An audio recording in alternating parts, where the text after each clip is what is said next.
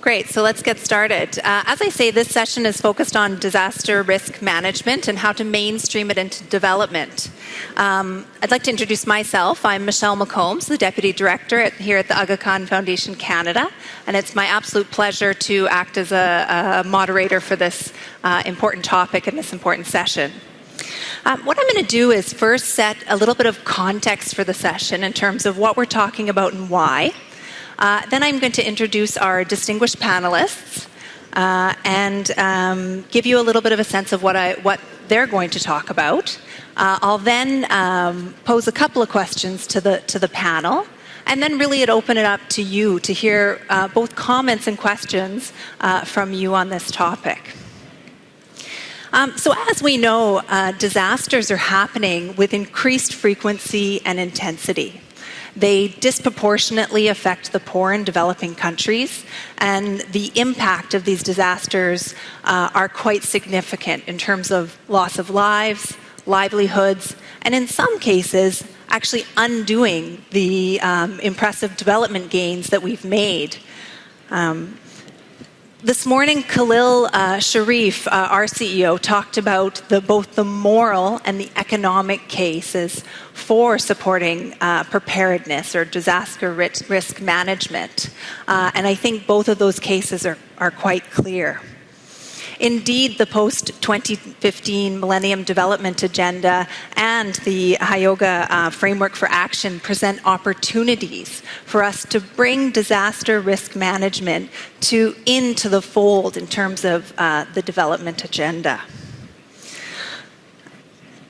So what are we talking about when we're talking about disaster risk management? I think there's a bunch of questions before us, and I'm going to list some of them, and our panelists will also tackle some of these. To me, some of the questions are we ensuring that the countries and the communities that we're working with have the skills, the systems, and the supplies they need to cope with a disaster when it hits? Are we looking at ensuring buildings are retrofitted or built with seismically safe construction? Are people aware of the risks of disasters and the things they can do to prevent them? How about planning? When we're doing new development initiatives, are we taking into consideration the hazard assessments that need to be done or considered before deciding where to build that school, before deciding where to support communities to rebuild? And how can we best mobilize the collective strengths of governments at all levels, civil society, and the private sector in this effort? Now, my question is, well, if the case is so clear, why aren't we doing this yet? And what are some of the challenges preventing us from mainstreaming disaster risk management into development? Well, the list is many, and I'm sure you can add to it. A couple that come to my mind include the lack of awareness in terms of the benefits of building disaster risk management into development projects. The kind of low priority afforded to DRR as compared to humanitarian response. The kind of competition in terms of perceptions of funding limits in terms of prioritizing, one school or education or health over this. And then certainly, who owns the responsibility in terms of disaster risk reduction? Is it the humanitarian folks or the development folks? Well, of course, it's both. Certainly funding, capacity, sustainability, these are also challenges. And I should say from the Aga Khan Development Network's perspective, disaster risk reduction is a huge priority.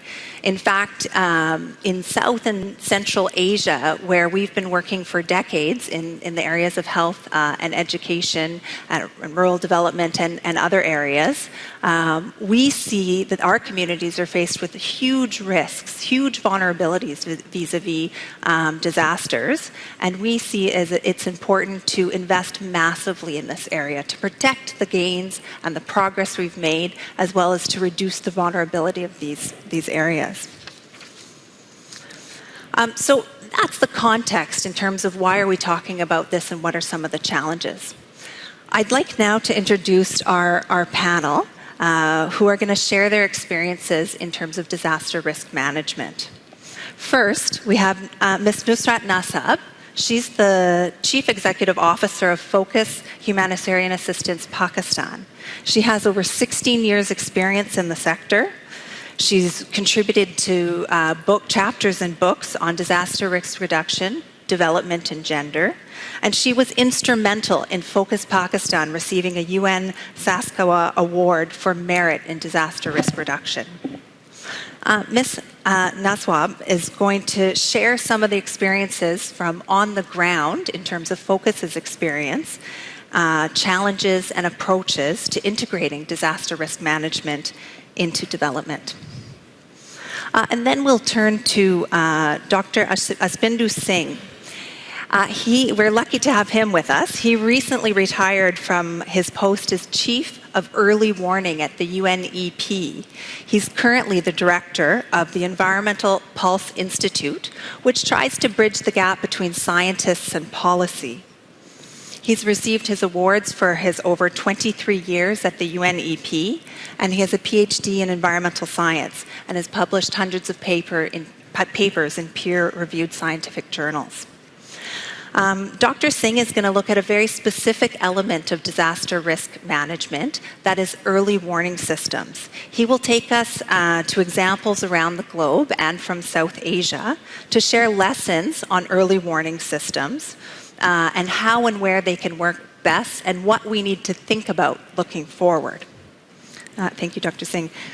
And there's been one change to the agenda. With regrets, Andrew Shore from the Department of Foreign Affairs, Trade and Development is unable to join us. Ironically, he is attending to a potential typhoon risk in the Philippines. And actually, I was reading the article in the BBC about it, and the local municipal leader was saying our biggest problem is we don't have enough evacuation shelters. So something here again to be said about preparedness, I think. So unfortunately, Andrew can't join us, but we are very lucky to have with us Nicholas Harvey, who is the thematic team leader with the World Humanitarian Summit Secretariat. You heard from him this morning, and we are lucky enough to have him join this panel as well. He, of course, has been, before joining the Secretariat, he was the head of the Humanitarian and Disaster Resilience Policy team within DFID, the UK DFID's group, and he's played a leading role and an advisor looking at pretty much all the key international policies in this realm. He has experience in Sudan, Afghanistan, Iraq, Sierra Leone, Lebanon, and the list goes on. He has kindly agreed to share with us some of his perspectives or share the perspectives of the World Humanitarian Summit on disaster risk management. So with that, I'll hand it over to Nusrat to get us started. Thanks so much. Thank you, Michelle. Ladies and gentlemen, good afternoon. I will walk you through Pakistan with an example of community-based disaster risk management. But prior to that, I would like to give an overview of the AKDN and where Focus stands there. AKDN is a group of agencies with a mandate to improve quality of life, and you could see through this organogram, it covers the social development like the health, education, microfinance, and if we talk about the cultural side, mainly it is to preserve the culture, architecture, and also historical cities. And from the economic development point of view, although there are enterprise development, but the essence is it's a community-based interventions. And on behalf of AKDN, Focus Humanitarian Assistance, it is the lead agency in disaster risk management. And if there is a disaster, of course, it is the lead in response. So, what does Focus do, or what is the approach? To present that organogram, I wanted to highlight, like as we talk about mainstreaming DRR, I would say like the Acadian is an example, like having all those sectors, like how we could work for disaster risk management and mainstreaming it into development.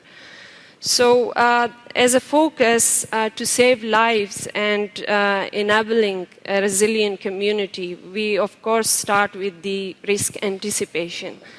And for there we have tools. In a minute I'll show you with examples. So then of course we also respond to disasters.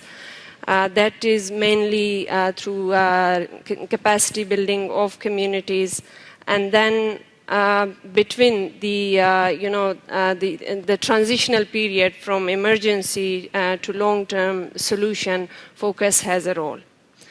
So going through the Pakistan, I'll take this map of Pakistan as a baseline. You could see like the colors.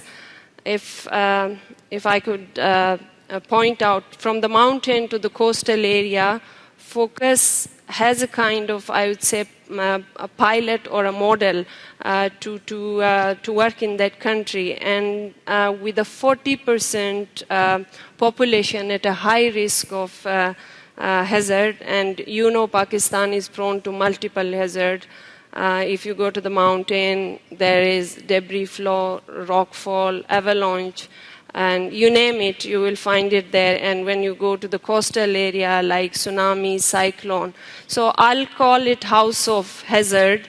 And but there is opportunity, of course, like to address that. And this is a forum where we can share our experience and we can learn from the international community. And of course, we can come up, with good examples to really reduce the risk. So coming to the model, as you could see, the community, it is at the center of the model.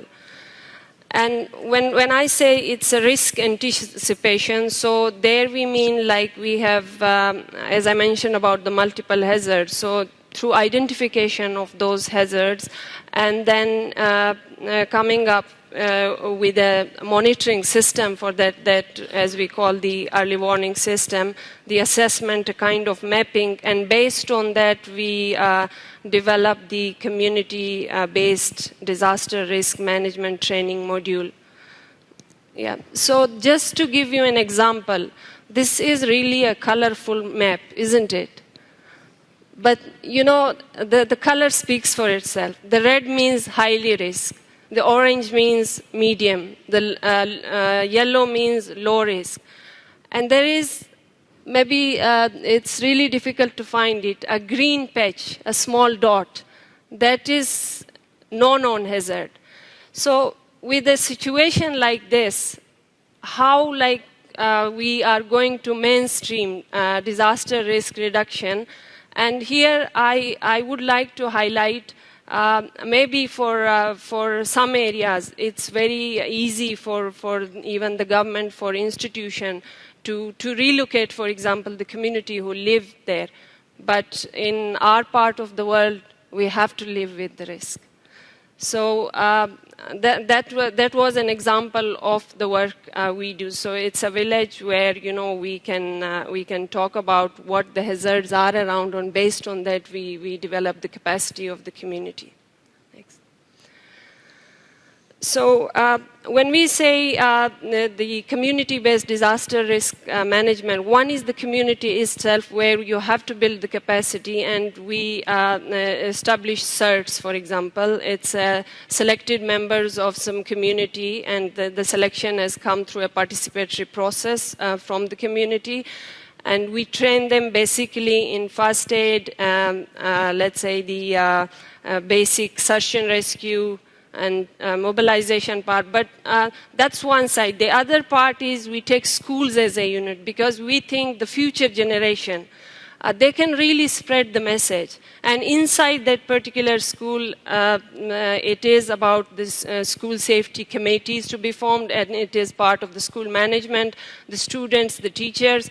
And through a participatory approach, they use the hazard and identification process. Then based on that, the training is conducted, the school safety plans are developed, and the awareness and dissemination of this. And then the curriculum enrichment is one part. I would say it is really effective, because there are key subjects where there is about the geography, about the disaster, about the science. So you could, enrich that particular part, and then you conduct regular mock drills. And through the process, you do the evaluation, and again, you come up, with a new area of work to do. So the pictures on the left-hand side, it is an example from the students with whom we have worked. And I would say across Pakistan, there are over 74,000 students so far we have worked.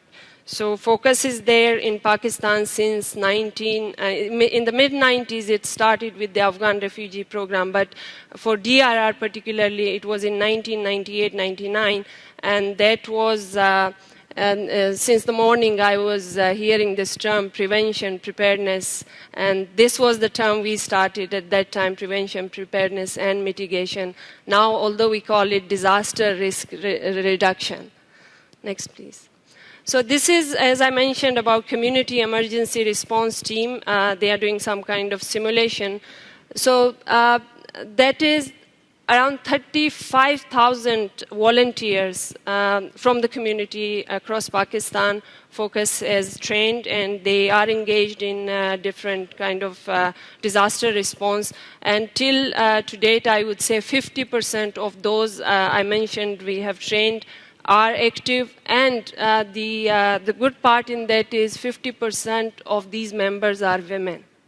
So I would say, when I emphasize on the women, for a country like Pakistan, coming forward for a woman and taking part in such response, it is really a significant achievement. And apart from that, we have a search and rescue team who have been trained and equipped at the INSARAG standard. That's an international standard for search and rescue. They responded during earthquake 2005. And in that team, we have 36% women. And I would say at that time we were the only agency with such kind of capacity working in the area.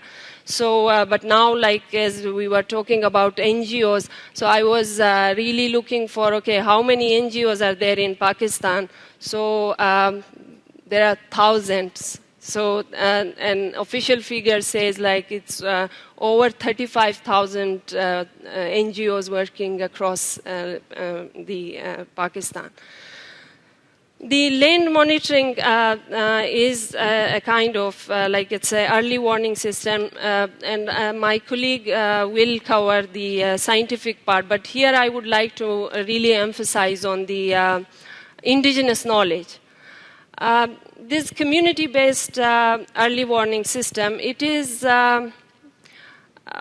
let's say maybe you might not have heard about the gender of glaciers, or have you? Like there are male glaciers, female glaciers. There is, the color of the sky, or even the unusual movement of animals, or the sound. That is the community science, I would say. That is the kind of knowledge where they use it for the early warning system.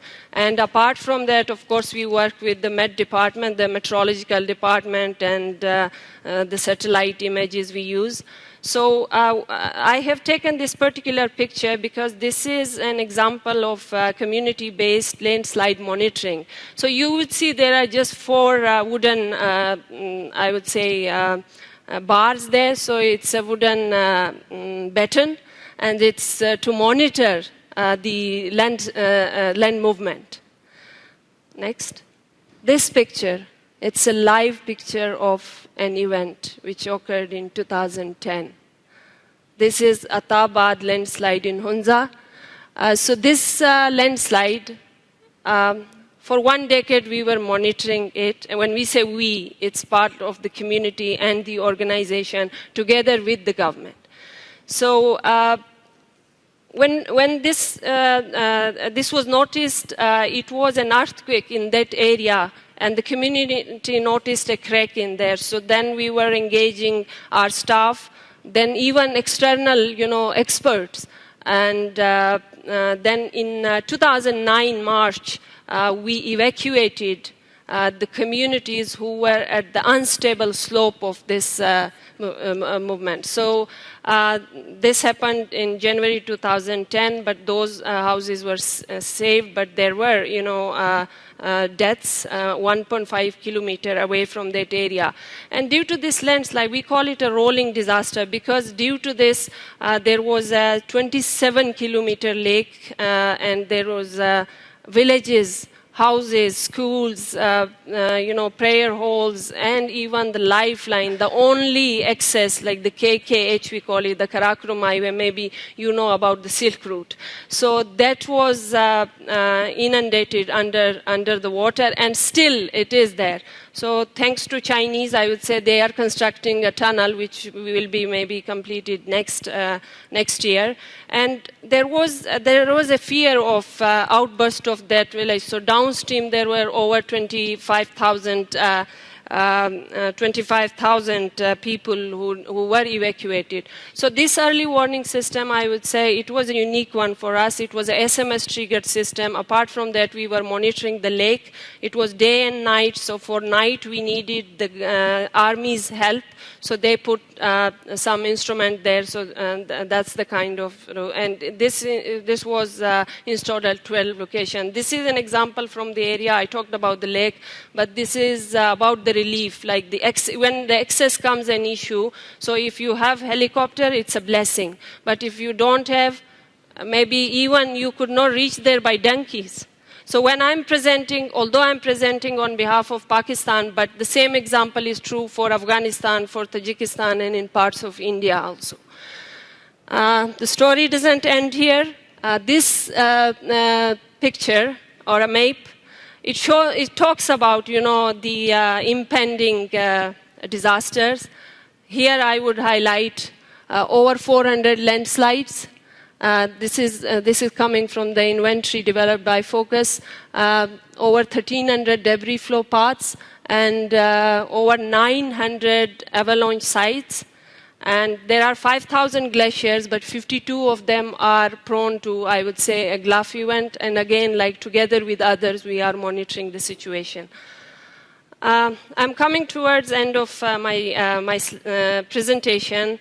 But before going to this, I would like to thank Canada for giving me this opportunity. And also, I would really appreciate them, because whatever I presented, there is a contribution of Canada in there. So in the morning when I saw, I would echo it. It's a prompt and effective response from Canada. But still, I would say there is a way forward, and they have to invest in multi-hazard approach, and they can help the communities in strengthening the early warning system, again, enhance the capacity, and most importantly, the legislation and policy making and strengthening the government partnership. So the community need to be placed at the center of disaster risk management and development. That's all from my side. Merci. Great, thanks. There's so much to talk about. It's tough to stay within your time frame, and we'll come back to the next steps in our Q&A. So let's turn now to Dr. Singh, who's going to talk about early warning systems. Good afternoon.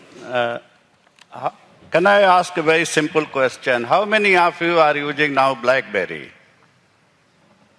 I don't see any hand. And how many of you were using about 5 years back BlackBerry? So that's a challenge in doing early warning. That nobody really predicted that it will happen. So sometime, there is always a challenge in doing early warning. And there is no real, the science is too complicated in that sense.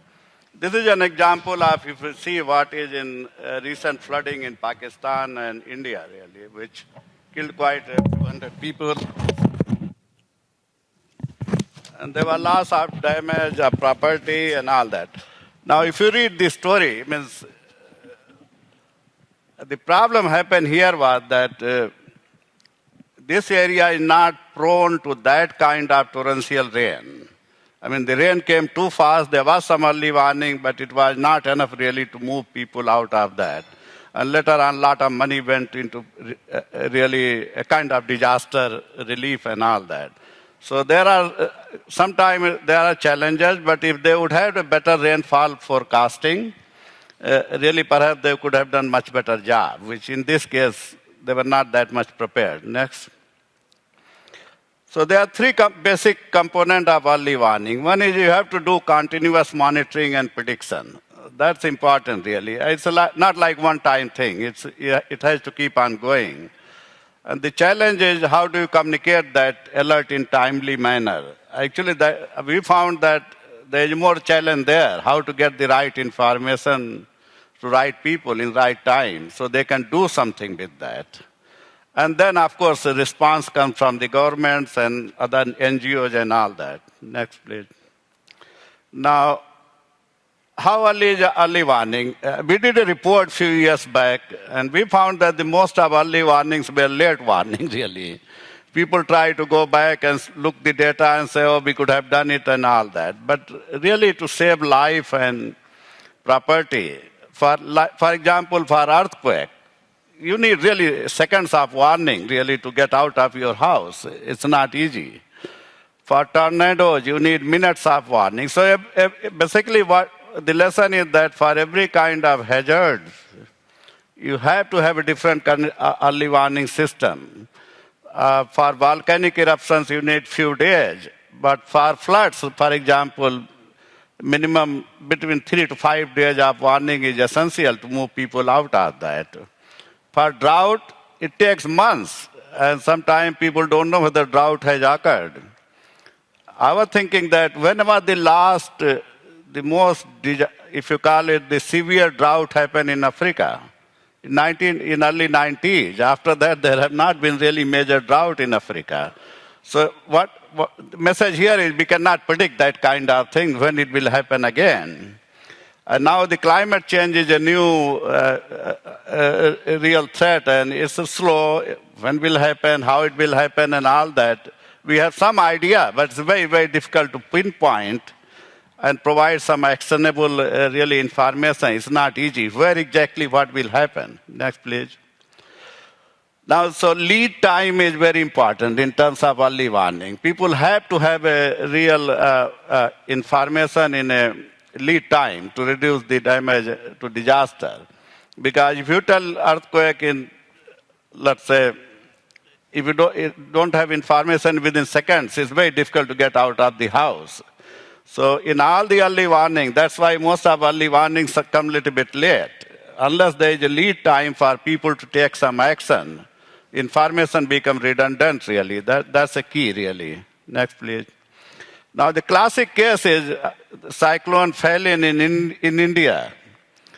In 1999, same area of India, with heavily populated in eastern part of India, similar intensity of cyclone came, and more than 10,000 people died.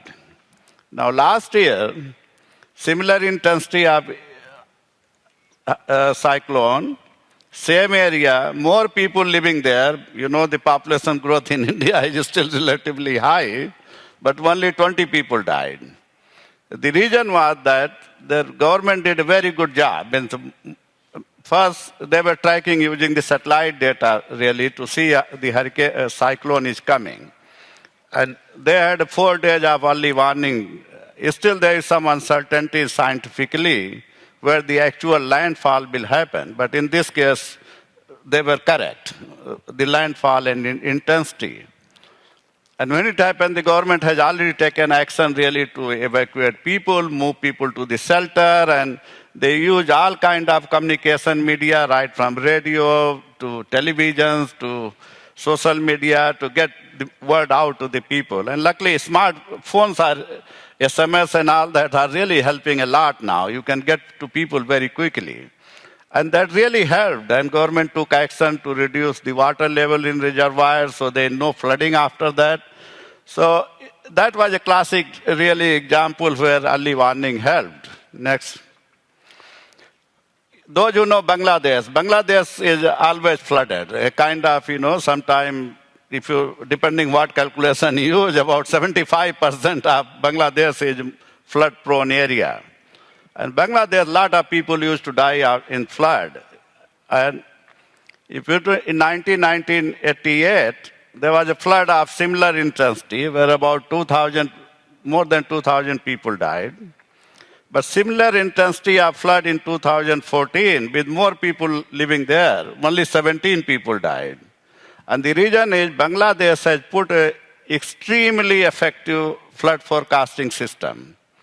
I mean, it's one of the, if you go by developing country standard, that may be one of the best, well done, scientifically proven flood forecasting system. They have sensors, they are using all kind of weather forecasting models and the ground measurement and all that, and then getting information to the people they have reduced actually from 5 days to 3 days now lead time, so people are alerted before that.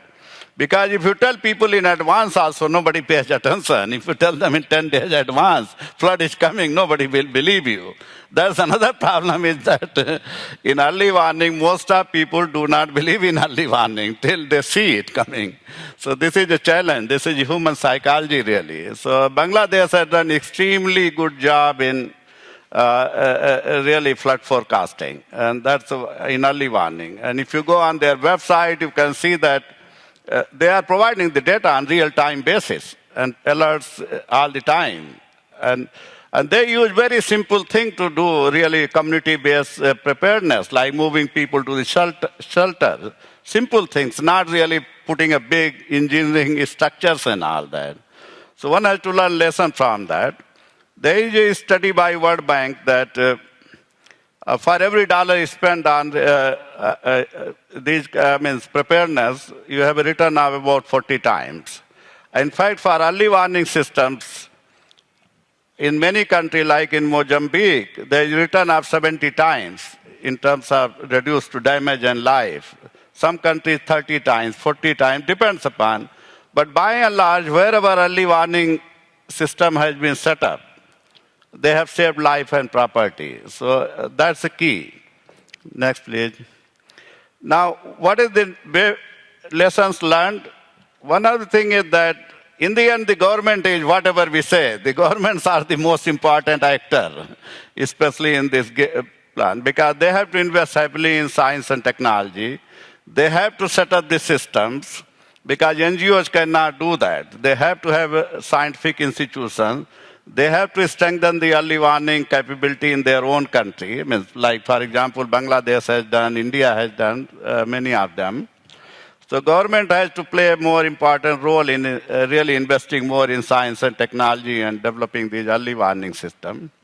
There's a lot more information is available through international sources. We have a lot of satellites going on which provide all kind of data now, but all that you need is still a system to use within the country. It means just from outside, you cannot get that information that quickly. So the government has to move from event-based, crisis-based management to more preparedness, because, as Nusrat said, we know the areas which are at risk. By and large, it's known that which areas are vulnerable to landslides or cyclone or flood. We know those areas. They are reasonably well mapped. So basically, government have to take more preparedness and action there, not to really always be in disaster mode. Only when something happens, they will pay attention.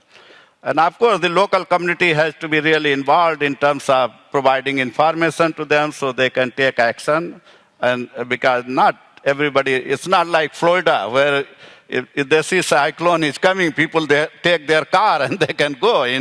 Here in Pakistan or India or Bangladesh, they don't have anywhere to go. So they have to find some very viable option really somehow how to survive there.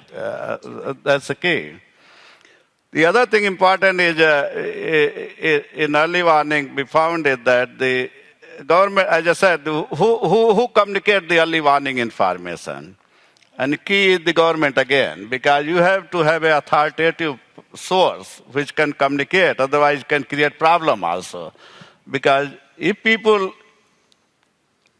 don't believe it in any case unless they see it coming, that's one problem. Other is if you tell them this is going to happen, if it doesn't happen, second time they are not going to listen. So the credibility and authority is very, very important in any early warning, and that government has to play an important role in that. I mean, other can play a role in dissemination and going citizen to citizen network and all that kind of thing. And also preparedness, we have to also take care of like elderly people, how to make it more gender sensitive and for how to take care of disabled people. Those kind of things has to be factored in because they have a different requirement altogether. So if I have to summarize, early warning system works, not for everything, but it definitely it reduces the loss of life and damage wherever it is used effectively, and the information is communicated in a timely manner. That's the key. If you see what happened in Odisha in India this time, it was purely very timely communication of the early warning information to all those who were living in those regions. So thank you very much. Thank you, Dr. Singh. Thanks for that insight on the early warning systems. And now over to you, Nicola. Thanks so much. Great. Thank you very much indeed. As was mentioned, I'm going to just have a quickly go through some of the different thinking we've had within the World Humanitarian Summit on this particular area, and just sort of focus on two of those things that I mentioned earlier today. One which is about localizing response, but particularly in natural disaster situations, and then talk briefly about also how do we deal with some of these things in more fragile situations. But I think, just before I get into that, I think it's important to,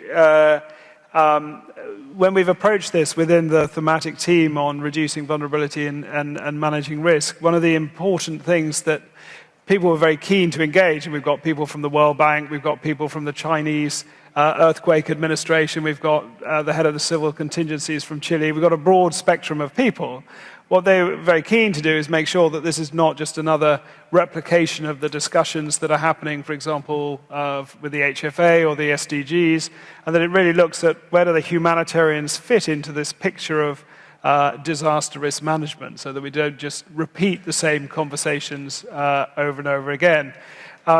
So I'm just, in looking at, if I sort of start off on the localizing disaster response side of things, I think in a sense, there's a number of challenges that we have to try and take forward and address if we are really going to genuinely support countries, communities, and also the private sector manage disasters by themselves. And I think these issues include the fact that there's a lot of fragmentation in preparedness finance, but also a lot of fragmentation within the whole humanitarian development and climate change community. Some of you may be aware of a report that happened, that appeared in the last couple of years called Dare to Prepare, which was undertaken by ODI and fitted into the ISC process on preparedness. But it basically explored in a number of countries the lack of financing that went on preparedness, but also the fact that it comes in so many dribs and drabs in different areas, and actually doesn't amount to much in the end. And I think the other point is that you have lots of people engaged in preparedness, but in a very sort of diverse and uncoordinated way. I saw very recently a World Bank bit of analysis looking at small island development states. And it showed just even within the World Bank that there's, in some of these small island development states, you might have 10 or 12 different funding streams that are largely doing the same issues around disaster risk management and climate change adaptation.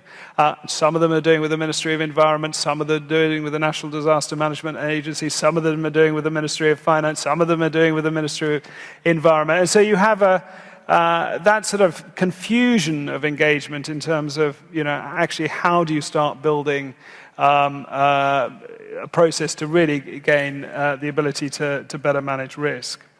One of the other things I think is this issue I raised earlier about the multiple layers to support local actors, and this sort of in a sense we've got this sort of major problem that in one side all the donor community want to centralize their finance because they're being hacked by their with austerity and everything else of reducing admin budgets and things like that.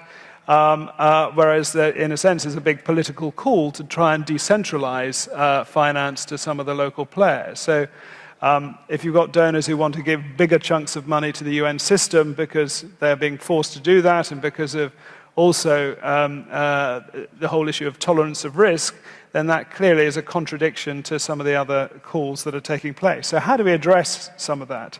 And then I think there's also a sort of reluctance to engage, particularly by the international community, with the private sector. I think we heard a bit from Nigel the experience in Haiti and how to engage, the experience of engaging the private sector there. But I mean, I've been engaged in the last year or so with various reports that have been put together in bringing in the private sector, and even the authors who are trying to promote it. Some of the language showed, a sort of concern that, these are the private sector who want to fleece various people, and I think we do need to sort of approach the mentality and how do we engage in an appropriate way, and what are the appropriate platforms, etc. I think there's a sort of issue of discipline as well in terms of a danger of sort of one-size-fits-all mentality. But also a sort of a dependency exists, and I think we need to look at how do we push away from the sort of moral hazard whereby some governments equally allow the international humanitarian community to fill in and take responsibility for dealing with disaster responses. Equally, sometimes I think the humanitarian community has been accused of hanging on for too long. So how do you get a little bit more discipline in terms of making sure that both preparedness and response is bespoke to the specific context and issue? I think there's also there's an issue about government commitments and their whole investment in disaster risk management. And clearly that is a very variable feast in terms of their investments in some of the issues that we've been talking about here.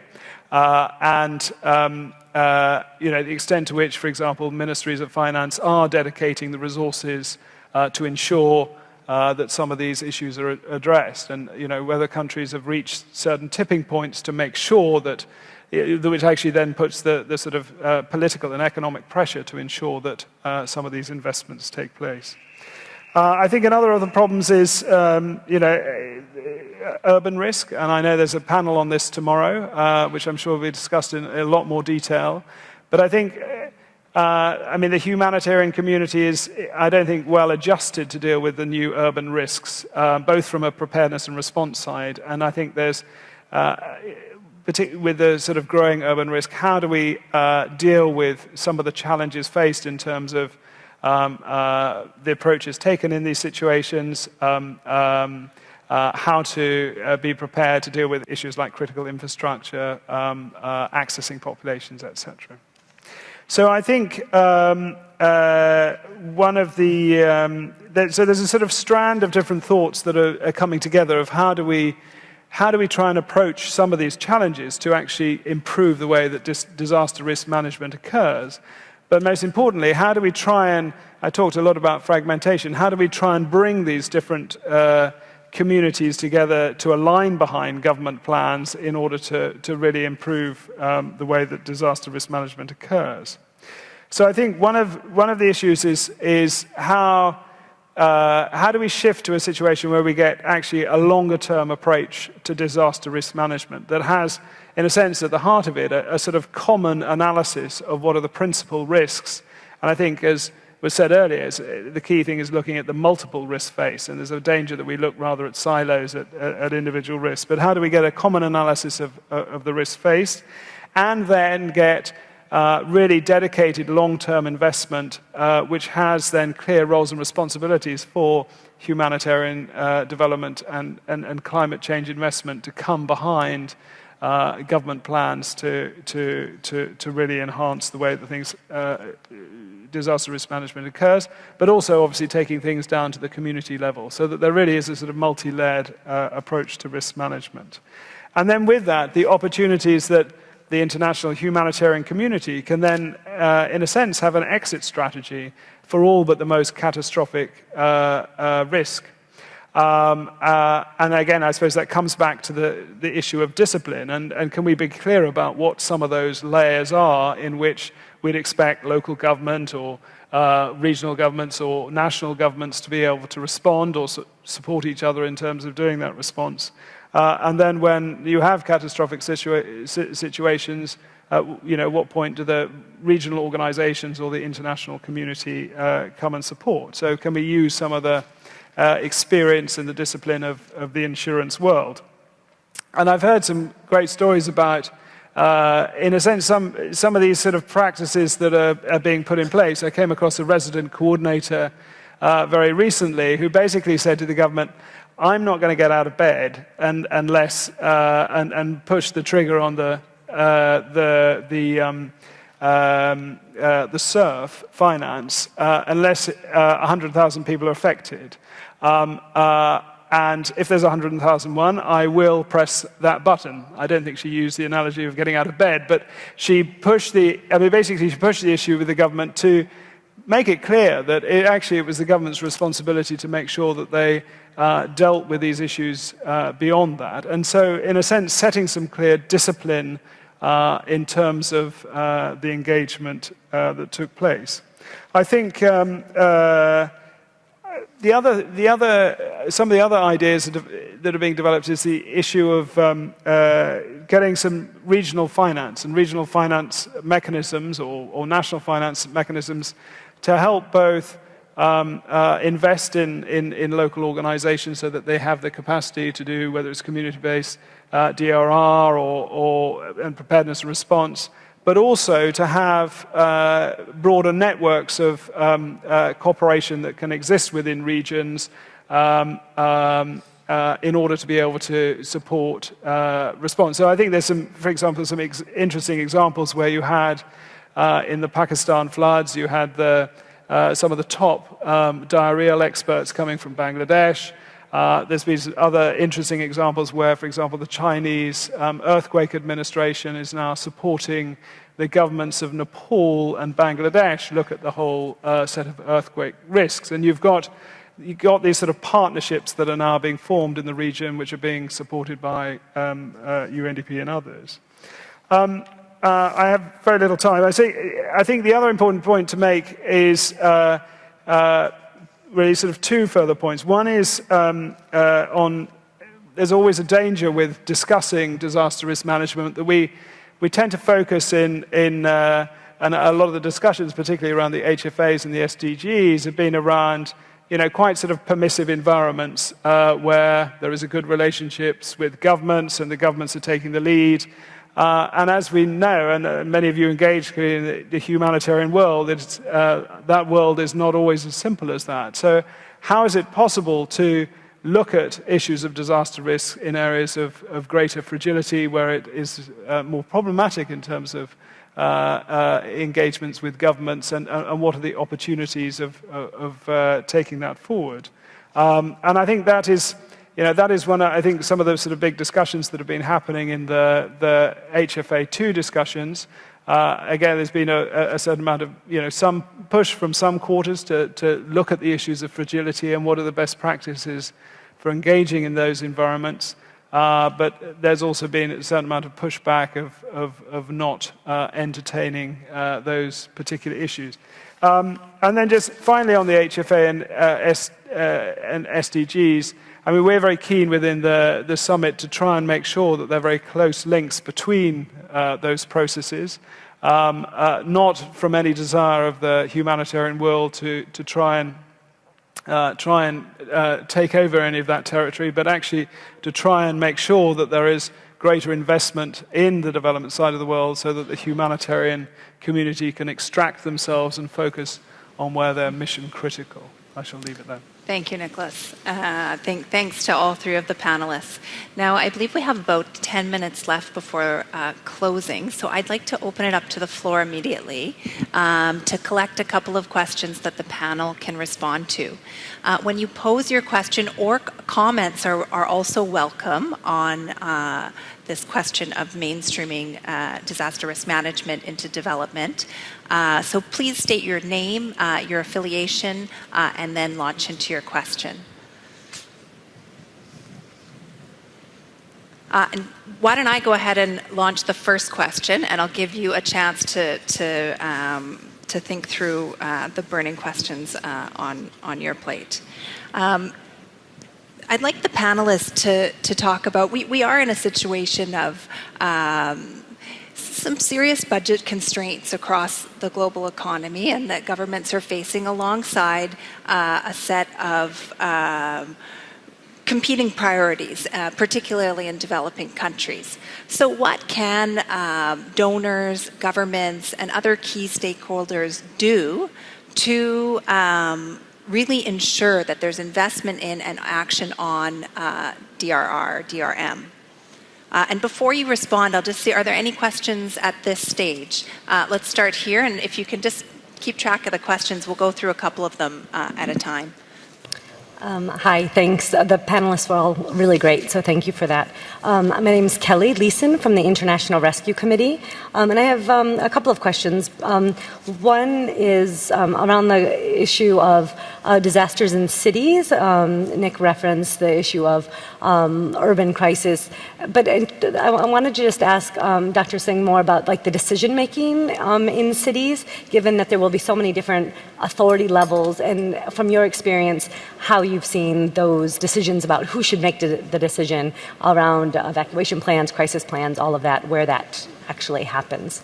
And I also wanted to ask around droughts. You mentioned the time lapse for the different types of crisis, and a little bit more around drought. I work a lot in East Africa, where we see there are wonderful early warning systems that are often not heated very well. So I'd love to hear your thoughts on that. And then thirdly, a question for Nick. You mentioned trying to figure out where the humanitarians fit into all of these other discussions around disaster management, and that's a discussion that's happening. Has there been any decisions or solutions or thoughts about where that kind of falls out and where humanitarians do fit into that at this point, or is it still just being discussed? Thank you, Kelly. Any other questions in the room, please? Hello, my name is Caroline Abbott. I'm with the Christian Blind Mission. We work with people with all types of disabilities.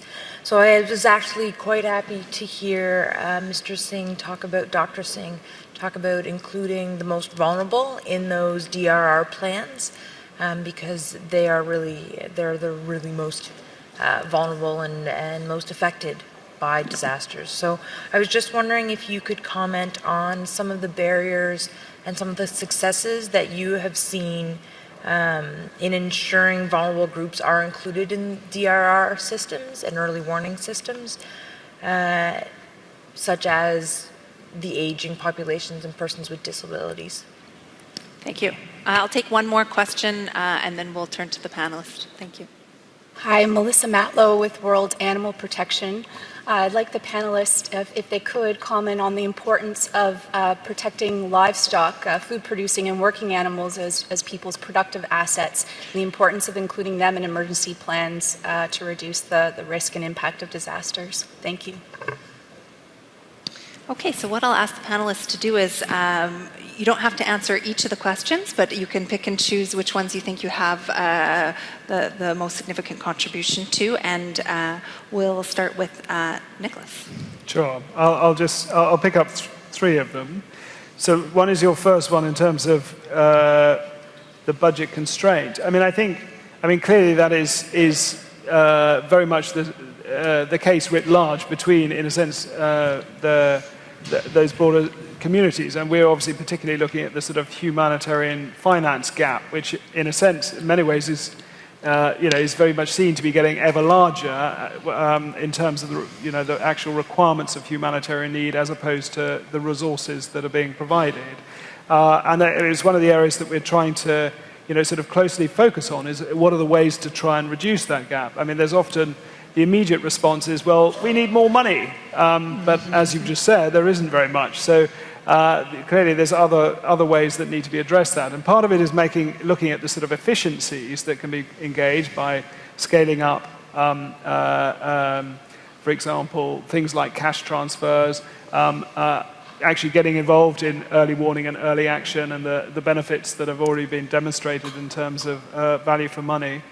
Part of it, I think, is also making sure that there's greater coherence between the humanitarian development and climate change world, and working out who is best placed to operate in these environments. If you're providing somewhat unpredictable annual support, for example, in the Sahel to populations on a year-on-year basis with humanitarian assistance, that is obviously it plays an important role, but it is not as efficient nor as appropriate than getting people onto safety nets and much more predictable systems, which also may have the opportunity to graduate from them. So I think it's looking at some of these things on the round, which is particularly important. On the issue of early warning systems, particularly in drought situations, I think that's is perhaps one of the issues I might have picked up from your presentation, is that we've seen in for example, the experience in the Horn most recently in 2011, in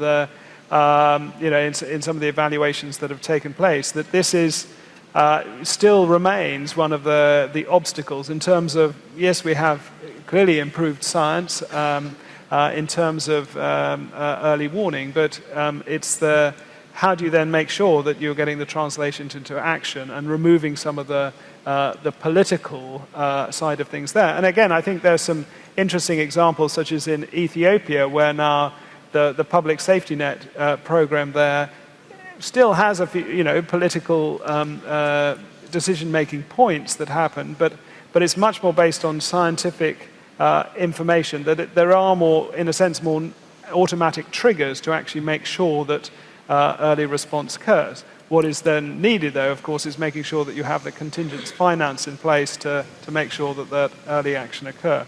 Just finally on the point about how well are the humanitarians faring in the broader development SDG and HFA discussions. I think the answer is okay, but I think in a sense not good enough yet, because I think some of those discussions are still too isolated, and I think the point we've been trying to make is one of the common threads through all of these discussions, and you can include the climate change ones, as well as the HFA and the SDGs, is that risk management is a common thread throughout. So if we're really trying to get coherence and get greater efficiencies between these different processes, given budget constraints, etc., then we really need to make sure that within them that there are some hooks to allow that to take place, such as common analysis of risk, looking at longer-term approaches, etc. Thank you. Thank you, Nicholas. Now, Dr. Singh, there were a couple of questions directly addressed to you, including how does the decision-making authority work when we're talking about disasters in an urban environment, and also what are some of the barriers and successes to ensuring we're thinking through those vulnerable populations, either disabled, elderly, or other vulnerable groups in terms of disaster risk preparedness? Yeah, thank you. One good news is that there is more money. It's not when I say there is more money, if you look at the GDP growth in last 20 years, Actually, there's more money in the country. The economic growth in developing countries, except part of sub-Saharan Africa, really, has been much more higher than the developed countries. So actually, it's not true. There is not enough money. Money is there. How that money is being allocated and spent, that's a separate issue. There may not be more money in international donor money, but within the country, there is much more money. That's something we did a study, and we found that GDP growth has been quite high really in the last 20 years. So that's really something we have to be aware of that. And the countries which have grown fast, like let's say China, India and all that, so they have really come out. What you see now, what happened to this cyclone in Odisha, that's also actually one of the reason is that India has this economic growth much higher in last 20 years. As a result, they were able to cope with that, put the technology and rescue and effort and all that. So the key is really countries have to have more money to build the institution. Now, coming to your point about the cities, it's a complicated thing. In the end, in future, we know that right now, half of the population, more than half really, live in the urban areas. It's going to grow. We are going to live in the urbanized world, actually. So how to design new cities, how to make them smarter, it's up to the government again, how they are going to do that in terms of make it more disaster resistance, if you call it. And we all know that the climate change will have impact. So it's a very, very difficult question. It's up to the local governments and the national government to figure out, by common sense, yeah, you need more spaces, you need better building codes and all that. Those prescriptions are there. But whether the governments are going to do that way, it depends upon each government. The drought monitoring, I have looked at Africa quite well, actually. And drought monitoring is very, very difficult in the sense that we know, there are a number of early warning systems, like USAID has this famine early warning system, FAO has this global, I forgot the name, long name. So one of the challenges in all that is that what I found is the information is not reaching to the people who are responsible for taking decisions. It comes to you and me and all that, but we don't know what can we do. Nothing really. In a sense, it comes to UNEP or let's say some UN agency. They don't have any authority to take decisions. So the key is how to get that information to the concerned minister who can do something with that. That's one of the challenges in all this early warning is that how do we get that information to the right people? And drought monitoring is tough in that sense. I know a lot of people claim we can do this, we can do not, but it's tough. But in some sense, drought is basically absence of rainfall. If it doesn't rain 2-3 months, of course, then we have drought. But by the time you come to know, it's late. That's the whole challenge, really. By the time you come to know that, it has not rained, it's late. And that's the challenge. So that years, for farmers to plant trees, doing crops and all that is much more complicated. So it's a little bit much more complex, really, situation there. Thank you, Dr. Singh. I'm going to interrupt you there. I do want to give Nusrat a chance to respond to the questions as well. If you could just pick one question to respond to, I think that will set the stage for ensuring that we finish on time. I see some of the other groups are finishing up. I'll pick two because one of it is not really answered. So I'll give just one sentence. For the donor funding limitation, I agree with that. But there is, I would say, a way for it. Maybe DRR should be taken as a cross-cutting theme because when there is, investing in the development sector, in that particular sector, DRR has to be taken as a cross-cutting theme. But again, I would say there are areas where you need specific funding for DRR to as we are calling inclusion of, the most vulnerable. On the livestock part, somebody asked about the importance of livestock. This is really true. There are communities where there is a disaster or even when the early warning is issued, that becomes really a challenge for them. And people really do not cooperate, they say, without the livestock because that's their, livelihood option. So for that, now I see as a trend, being in this sector, even in our relief packages, like the start of, looking after the livestock is becoming a trend, I would say, yeah. And if I can answer the urban part as fine. well. We have a few minutes. Yeah. I think it's easy to do the DRR in the rural communities because it's more of I would say a managed one unit thing like a village and the community is same there. But in the urban sector, it becomes, I would say, an individual kind of thing, a unit. And the impact in the urban would be really, a chaos. So in that particular case, to me, when I look from the community-based disaster risk reduction point of view, there we need to really emphasize on the household, the kind of the family disaster preparedness. So then it becomes a message where it gets to a colony or a city or, in that, I would say, in that trend. And for the other part, like the age or the people with special need, there are specific organizations who are working, for the inclusion of these vulnerable people. And when somebody like us in the humanitarian sector, we are not reinventing the wheel, though we are, engaging those institutions to do the community-based disaster risk management. So that's what I would say. Excellent. Well, thank you to all three of you for sharing your thoughts and experiences. I think it's really enlightened us in terms of some of the challenges, but also some of the opportunities to really bring some of these the disaster risk management issues into mainstream development. I think from our discussion today, it's clear the benefits of disaster risk mitigation.